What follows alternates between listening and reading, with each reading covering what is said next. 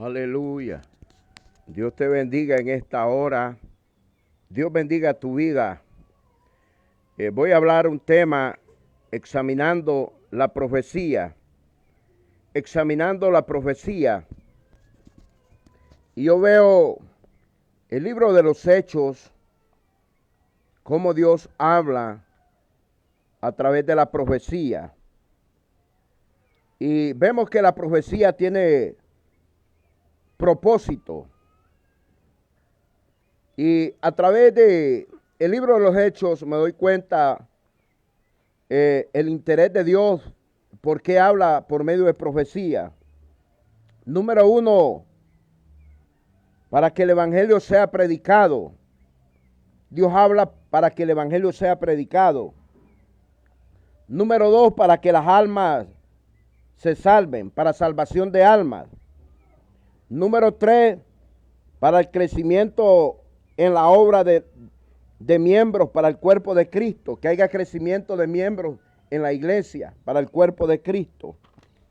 Número cuatro, lo que le va a pasar a un siervo de Dios en el futuro, como dice Hechos capítulo 21, verso 11. Entonces la profecía tiene propósito por el cual Dios habla. Y por eso el tema se llama examinando la profecía. Ya que estamos en estos tiempos, aleluya, tiempos que mi Cristo dijo que se levantarían falsos profetas, pero en medio de estos tiempos hay profetas verdaderos.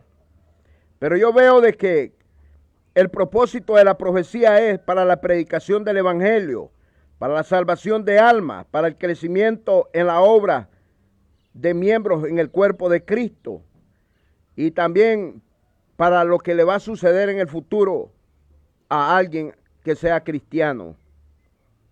Porque Dios habla para los cristianos, para los que son cristianos, habla en este tiempo.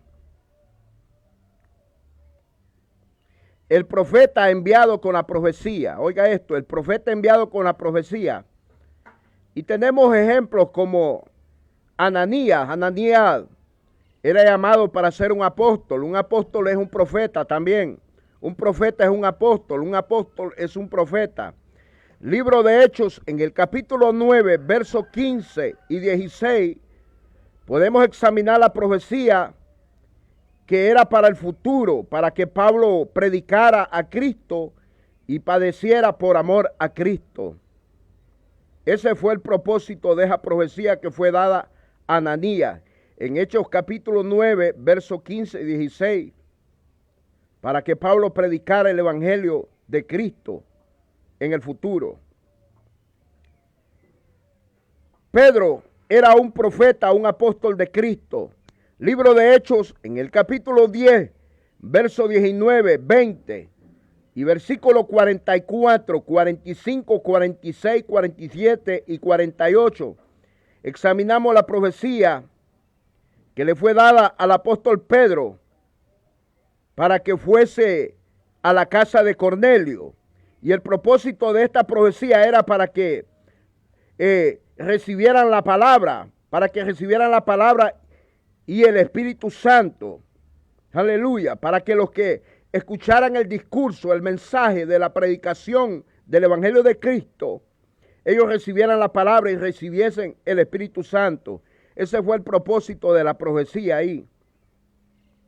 Hubieron almas salvas ahí, se salvaron. Otro ejemplo, Bernabé y Pablo eran apóstoles y profetas, eran profetas y apóstoles. Libro de Hechos, en el capítulo 13, verso 2, examinamos ahí que la profecía era la confirmación del ministerio de Bernabé y Pablo para que predicaran, para que fueran a predicar el evangelio. El profeta enviado con la profecía. Pablo era profeta y apóstol. Libro de Hechos, capítulo 16, versos 9 y 10. Vemos aquí que Pablo recibe una profecía para que anuncie el evangelio, para que se salvara el carcelero de Filipos y su familia. Mira el propósito de la profecía. Pablo iba a ir a Macedonia, a la región de Macedonia, a predicar y a enseñar la palabra. Y se salvó el carcelero de Filipos y su familia. Entonces el propósito de la profecía es que se predique el evangelio y que haya salvación y que haya crecimiento de miembros en la obra, en el cuerpo de Cristo.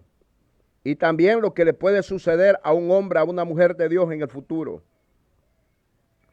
Vemos acá otro ejemplo de profecía, Hechos capítulo 18, verso 9, verso 10 y 11. Vemos aquí que Pablo es enviado para predicar y que haya salvación. Ese fue el propósito de esa profecía. En el libro de Hechos, capítulo 18, versos 9, 10 y 11. La profecía es para que Pablo predique y haya salvación de almas. Ese es el propósito de la profecía. Libro de Hechos, capítulo 23, verso 11. Aquí vemos otra profecía para que predicara el evangelio de Cristo y diera su testimonio de la conversión que Pablo había tenido con el Señor Jesucristo, de parte de mi Cristo. Entonces, vemos cuál es el propósito de la profecía. También vemos otro ejemplo de profecía, Hechos capítulo 27, versos 23 y 24. Vemos de que mi Cristo le dice a Pablo que es necesario de que él enseñe y que le predique a César. Y le dice, mi Cristo le dice que el barco se va a destruir, que no va a perecer ninguna persona de los que van en la embarcación, pero que el barco va a ser destruido, porque es necesario, le dice el Señor Jesús a Pablo, de que él hable delante de César y todos los que estén reunidos en Roma, que escuchen el mensaje de salvación. Entonces, el propósito de la profecía, número 1, es para que el evangelio se predique. Número 2, para que haya salvación de almas.